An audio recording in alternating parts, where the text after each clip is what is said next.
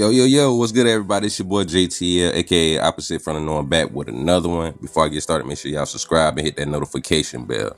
All right, so just in case y'all missed the 5150 show last night, Corey was going off, man. He was going in on a couple people, right? So I'm gonna go ahead and play a little bit of the clip where he going off on Jay Will, Shaq, and others, and then we gonna get to the part where actually Jason Williams apologized to Kyrie Irving and is risking his job. That's crazy, right? Let's get it. Like, it's obvious you're finding a way to say something bad about the man. Jay Will, stop talking about Kyrie. I know you feel bad. You've been trying to clean it up a little bit. But I remember that first day when you had your orders to make him look bad.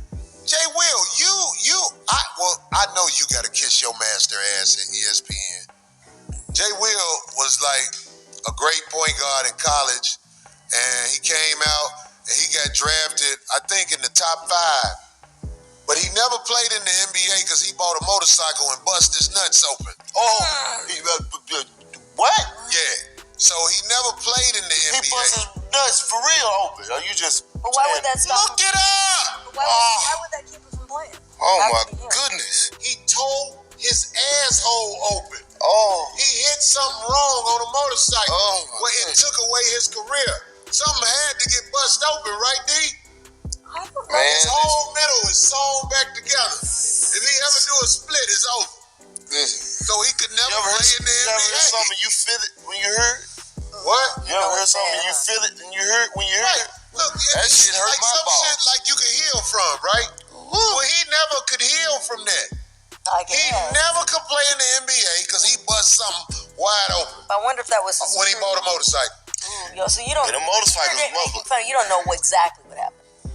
I'm telling you exactly what happened. He had a motorcycle accident where he could never play in the NBA. He bust something open. There you go. They You said They something. said he played for the Bulls. That's what they said. You say he played for the Bulls? Yeah. No, he didn't play for the Bulls. He got drafted by the Bulls and bought a bike. What was his name? Busted sack wide open.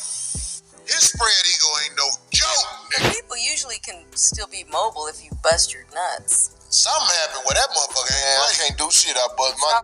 Yeah, I remember hearing something about that accident, boy. That's all them surgeries he had to have. It wasn't no joke, man. So that's Corey point on that, thinking something went real bad. That's why he had to, he couldn't play. So Corey's going in because of that. Let's see what else he got to say. A brother who we love, his smile.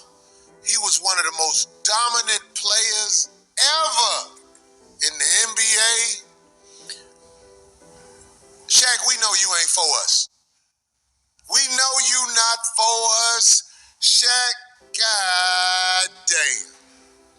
God damn, Shaq. For real, Shaq. We know Charles Barkley ain't for us. Charles Barkley was talking crazy when Trayvon got killed. That shit ain't gonna show up, is it? That shit ain't gonna show up. It'll show up sometime on some of the shots. It show up on some of the shots. It's all good. We good. Leave it like that. That's gonna be right behind me. Nigga better apologize. Just get it over. That's what the NBA is about. You said Charles Barkley said some crazy one. Who done? Charles Barkley always hate on black people for the last 20-something years. Yeah. But Shaq is the one we wanted to root for.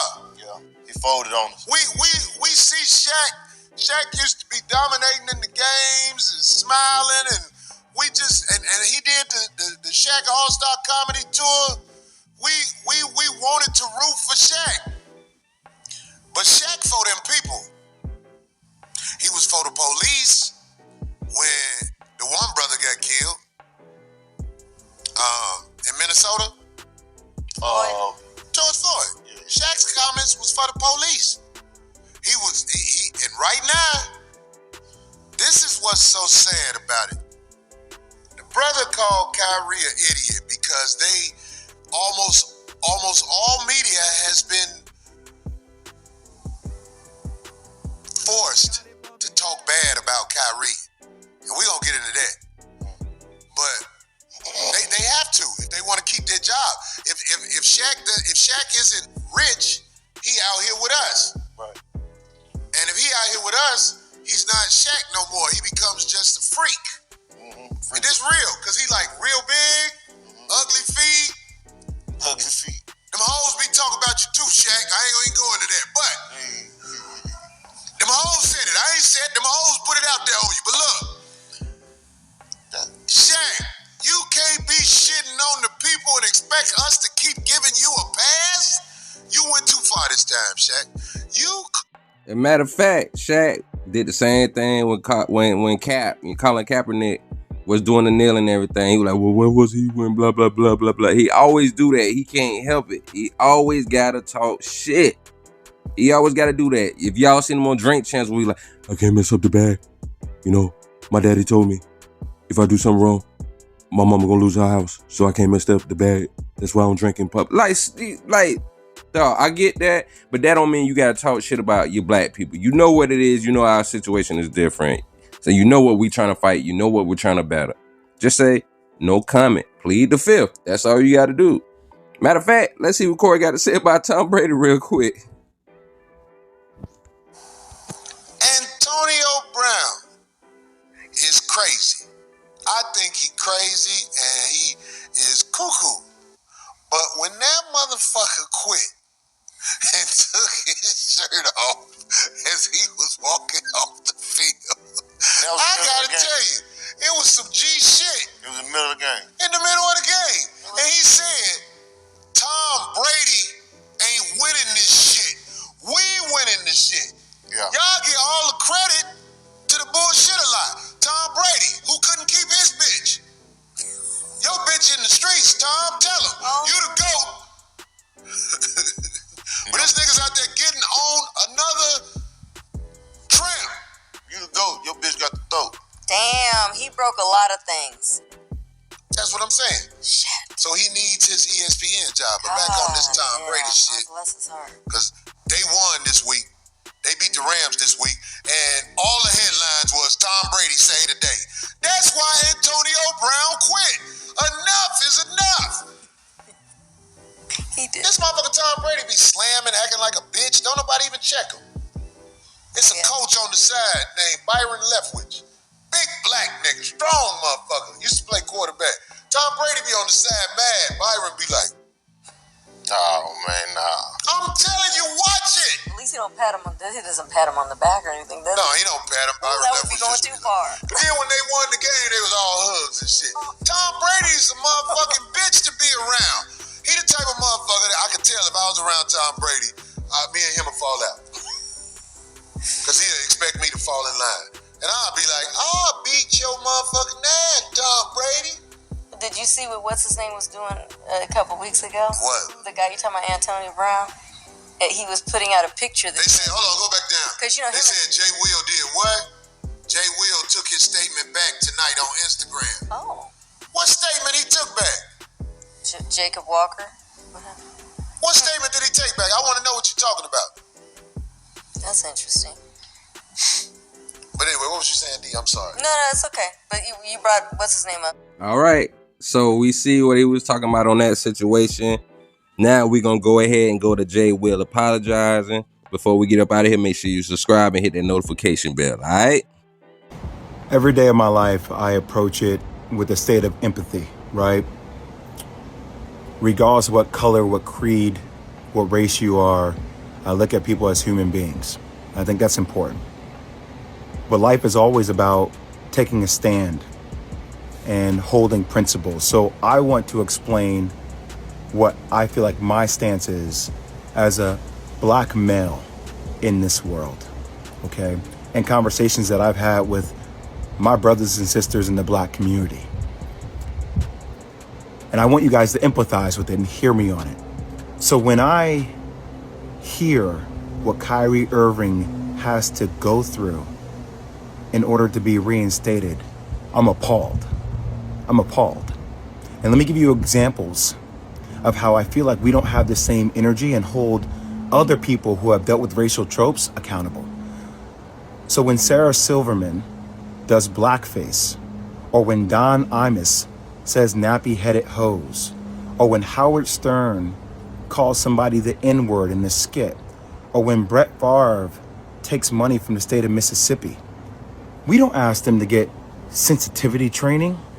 We don't ask them to donate $500,000. We don't ask them to meet with the Black National Caucus. They apologize, and then you know what? The rest of the world moves on. But what I feel like is happening here, and that's how in the Black community, like we've been told that's how the process works, right? Think about that, Bert. That's how the process works. Oh, somebody does a blackface. Oh, it was a misunderstanding. We got it. Okay. You know, is that person really racist? Probably not. Was it ignorant? Probably so. Okay. We understand it. We move forward. We don't like it. We would love to hold them accountable. But society and having a lot of Black people in positions of power, we don't have the governing ability to do that. But what we feel like happens with Kyrie is even after an apology, it's not enough. We feel like there needs to be more. And a lot of people I've spoken to over the last couple of days talk about this thing. Older mentors of mine talk about buck breaking. So we talk about tropes. This is something that we feel like in the Black community that happened way back in the day, where if there was a slave that was defiant, right, he got broken in front of everybody in order to show that he was not in a position of power. And that at the end of the day, he had to do what he was told to do because that's what was mandated of him. And there's a bigger situation going on. What's happening with Kyrie Irving? If the Nets don't want him to be there, just say you don't want him to be there. But we should hold everybody accountable, even owners of teams accountable, with things that are happening in other countries, i.e. China and Uyghurs and the Muslim genocide that is occurring, that we hear Enes Kanter talk about. But we don't keep the same energy for everybody. We pick and choose what conversational points we want to make more polarizing. And I might lose my job. I might lose deal opportunities in the future for speaking out about even the platforms that continue to promote and profit a movie that is considered anti-Semitic to billions of people. They don't have to be accountable. Who is accountable? But we're going to put everything on the shoulders of Kyrie Irving, who, even though he said, I cannot be anti-Semitic because if I know where I came from, stating that he's one of the 4 lost tribes. He's saying that Blacks and Jews come from the same entity, the same thing. But we don't want to understand nuance. We want to be triggered by words, and we like fire, and we like things that are, going viral on social media, and everybody has some kind of hot take, and we're calling people idiots, and we're calling people names because that's what we do. We just destroy each other. I ain't gonna destroy each other, man. I'm not gonna do that. Is Kyrie Irving anti-Semitic? Hell no. Could he have gone about it maybe a different way? That's what I would have advised him to do. But I'm not gonna let you guys sit out here and make this dude out to be like he is a villain, like he is a bad person. He is looking to explore his heritage. Now, you can crucify me if you want. I don't give a damn anymore. It's time for people to start speaking out with nuance and speaking out on the principles they stand for. That's all I'll say.